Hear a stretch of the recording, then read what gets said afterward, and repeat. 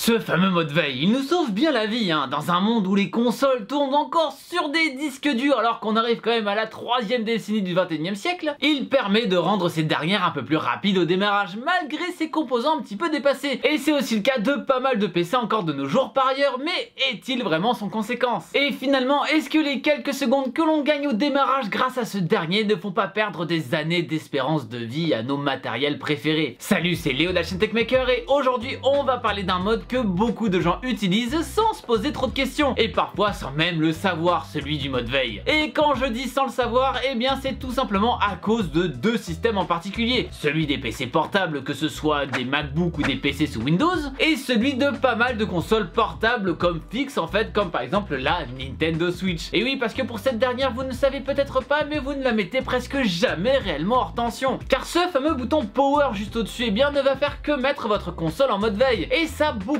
de gens l'ignorent. C'est d'ailleurs pour ça que pas mal de gens se rendent compte que la batterie se vide quand même un petit peu lorsqu'ils pensent l'avoir éteint après une partie de Zelda Breath of the Wild. Car justement le jeu n'est pas vraiment éteint. Pour réellement éteindre la console, il faut en fait maintenir le bouton appuyé assez longtemps comme sur un téléphone en fait. Et c'est d'ailleurs pour ça que cette veille est forcée par rapport à une vraie mise en tension, pour justement garder un état à des programmes en cours d'exécution. Car le fait que votre jeu se relance pile au même endroit quand vous ressortez la console, eh bien c'est pas du tout de la magie, désolé de vous l'apprendre, mais plutôt parce que la console n'a jamais été éteinte et que la RAM n'a pas été vidée, car c'est cette dernière qui stocke en fait les données du jeu en cours. On peut donc garder une sorte d'état de stase grâce à la mémoire vive qui reste alimentée, car je le rappelle, la RAM c'est pas comme un SSD. Si on arrête de l'alimenter, les données qu'elle contient sont totalement perdues. Malheureusement, tout ça a un coût sur la batterie qui est plus ou moins remarquable, mais bon, sur une Switch qui est connue pour ne pas être la console avec la meilleure autonomie du monde et avec un jeu comme Zelda Breath of the Wild qui est connu pour bouffer quand même pas mal de milliampères-heure de batterie à foison, ça va quand même très vite. Et cette technique de garder les jeux en mémoire est finalement utilisée sur toutes les consoles, donc celles de salon aussi. Sur PS4, ils vont par exemple appeler ça le mode repos, et cela va aussi permettre de garder en charge ces fameuses manettes là, qui se vident vraiment en quelques heures vu que,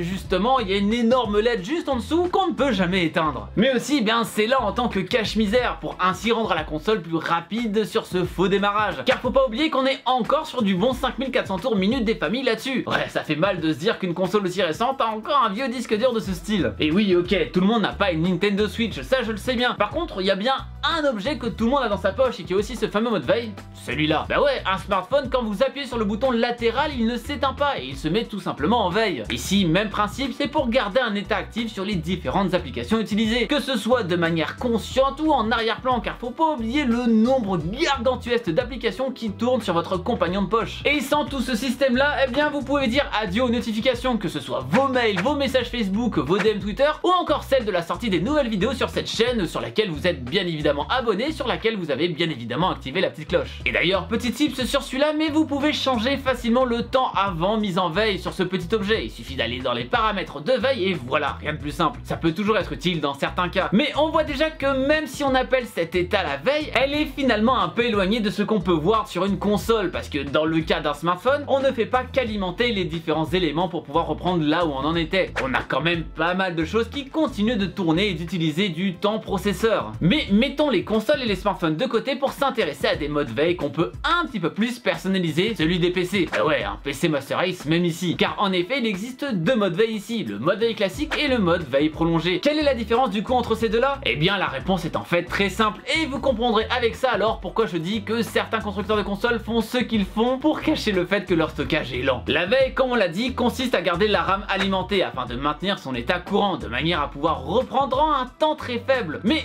comme on l'a dit aussi, ça se fait forcément au détriment d'une certaine consommation d'énergie. La veille prolongée nous permet donc de faire un autre compromis. On ne va plus pouvoir redémarrer aussi rapidement certes, mais durant cette veille, on consommera zéro énergie. Pour faire ça, au moment de la mise en veille, l'intégralité du contenu de la RAM est copiée dans un fichier sur le disque dur, ainsi que le contenu des différents registres du processeur. Une fois toutes ces données mises de côté, on peut alors couper l'alimentation de la RAM et du processeur et tout le reste en fait. Du coup, plus de consommation ici. Par contre, au moment de redémarrer, on doit relire tout le contenu de ce fameux fichier afin d'en recopier le contenu dans la RAM. Et ça, ça prend un peu de temps selon la vitesse de votre stockage principal, que ce soit un SSD, un SSD NVMe ou un disque dur, mais aussi selon la quantité de RAM que vous avez, eh bien cette durée va varier et dans tous les cas, ça sera forcément plus long qu'une veille classique. Et donc si la possibilité de reprendre en cours de route c'était la seule motivation des fabricants de consoles à l'utiliser l'utilisation de la veille, alors ils utiliseraient tous une sorte de veille prolongée comme celle qu'on trouve sur Windows afin d'éviter de vider la batterie. Mais ils ont jugé plus pertinent de garder une veille plus classique pour pouvoir rendre la reprise quasi instantanée. Et attention, je ne les blâme pas pour ça, qu'on soit bien d'accord, car au final nous aussi on est bien content que ça aille vite. Et tout à l'heure je parlais des disques durs dans les consoles de salon en disant que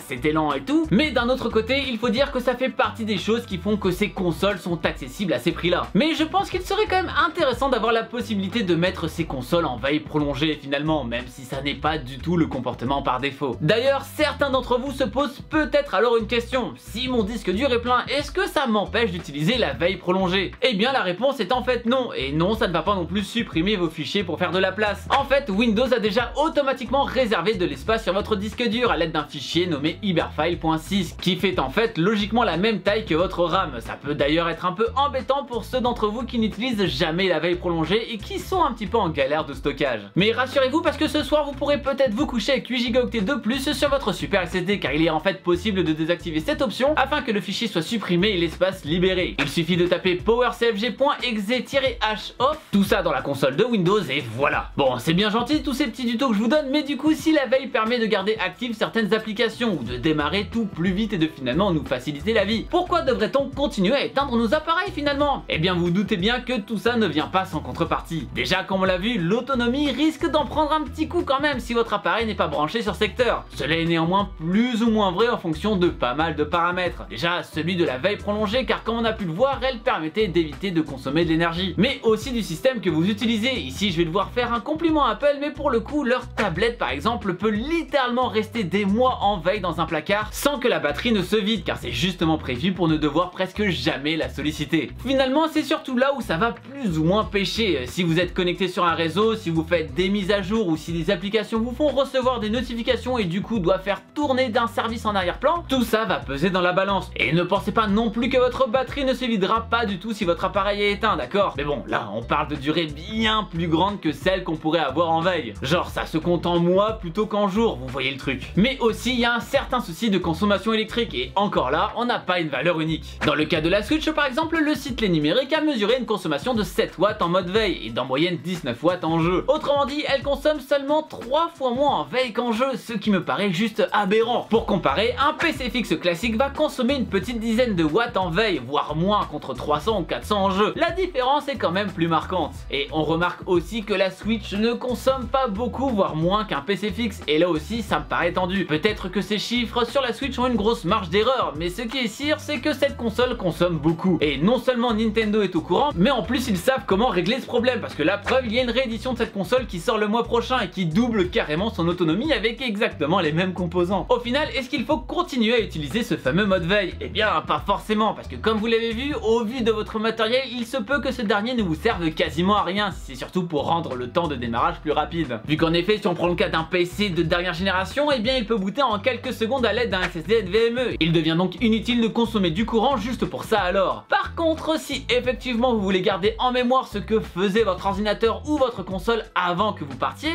là il peut y avoir un intérêt, au moins sur la mise en veille prolongée, même si c'est pas forcément nécessaire pour tout. Si vous pensez que ça vous servira pour un téléchargement sur Steam par exemple, eh bien que nenni, puisque le logiciel saura revenir là où l'on était avant sa coupure, donc aucun intérêt dans ce cas-là, vu que de toute façon le téléchargement sera quand même coupé, vu que la veille ne permet pas de finir un téléchargement de 60 Go de Doom. Et alors la question qu'on se pose, est-ce que le mode veille est-il dangereux pour nos appareils? Eh bien a priori non, et je parlais tout à l'heure des batteries, mais en réalité cette utilisation reste minime face au temps de jeu dans la plupart des cas. En revanche, qu'il s'agisse d'un ordinateur, d'une télé, d'un home cinéma ou bien même d'un micro-ondes, la veille consomme de l'énergie, et tout ça mis bout à bout, on peut assez facilement se retrouver avec 50 watts dans une maison qui sont utilisés en permanence. 50 watts sur une année, ça fait plus de 400 kWh et à peu près 60 €. Donc quand ça n'est pas nécessaire de les garder allumés, ça reste quand même une bonne idée d'éteindre tout ça finalement, parce que multiplier ça par le nombre de personnes en France ou même dans le monde, eh bien ça fait un paquet d'énergie foutue en l'air. Et vous alors, vous l'utilisez le mode veille sur l'un de vos appareils, que ce soit votre PC, votre console ou votre grille-pain? Eh bien dites-moi tout ça sur la fiche qui vient d'apparaître en haut à droite, et dites-moi du coup sur quel appareil en commentaire. Moi personnellement j'évite un maximum, mais il est vrai que sur ma Nintendo Switch j'oublie quand même pas mal de fois vu qu'il est tout le temps actif, alors que sur mon PC portable je l'ai totalement désactivé et ça n'est malheureusement pas possible sur cette console de Nintendo. Encore une fois, le problème des consoles un petit peu trop fermé. J'espère en tout cas que cette vidéo vous aura plu. Si c'est le cas, n'oubliez pas comme d'habitude de mon pouce bleu, de l'amour coup de venir faire un tour sur mes petits réseaux sociaux qui se trouvent dans la description. Twitter, Instagram, TikTok, bref, tous ces trucs là. N'hésitez pas non plus à partager cette vidéo un maximum à tous vos potes qui abusent du mode veille, qu'ils soient au moins au courant de ce que ça engendre et de ce qu'ils risquent réellement à l'utiliser. Et bien sûr, si ce n'est pas déjà fait, abonnez-vous à la chaîne en cliquant sur le logo qui vient d'apparaître juste là. C'était Léo de la chaîne Techmaker et surtout, n'arrêtez jamais d'apprendre. Salut!